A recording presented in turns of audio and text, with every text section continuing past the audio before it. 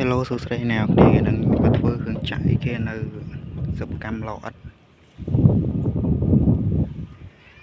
យើងដូររេញហើយនឹង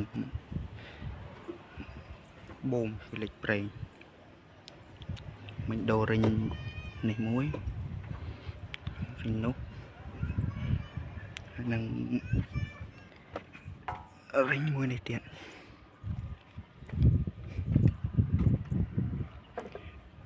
AX 70B គ្នាយើងហើយបងបនេះដូចជាលេខដែរតកងប្រាប់ថាលេខដែរអត់ដឹងលេខតាមណាទេជាមួយតកងមកវិញសួរសិនតើមិនចាក់ដីឲ្យស្អាតហ៎អានេះបងប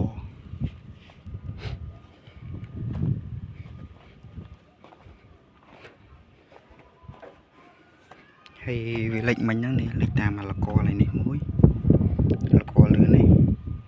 ហើយនឹងលកក្រោមនេះលេខតែប៉ុណ្្នឹងសោះនេះលកចេះ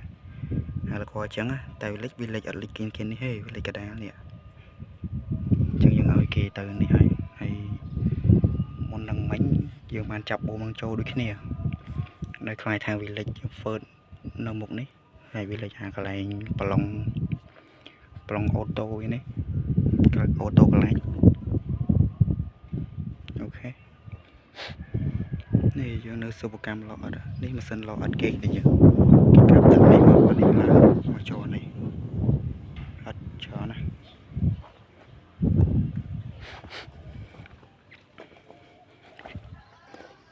70B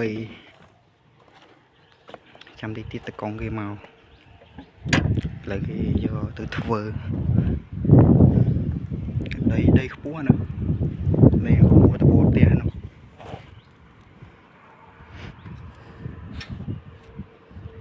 ចាំតិចខ្ញុំទៅថតកន្លែងម៉ាស៊ីនឲ្យគ្នាយើងមើលតិចអានេះគឺជាម៉ាស៊ីនឡ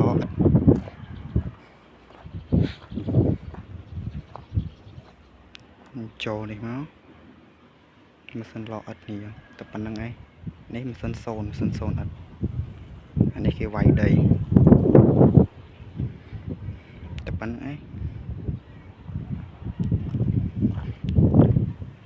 អូខេវីដេអូយើងមានតែប៉ុណ្្នឹងឯងអរគុណច្រើនសម្រាប់ការតាមដានទស្សនាអរគុណសូមជម្រាបលាជួបគ្នាវីដេអូក្រោយ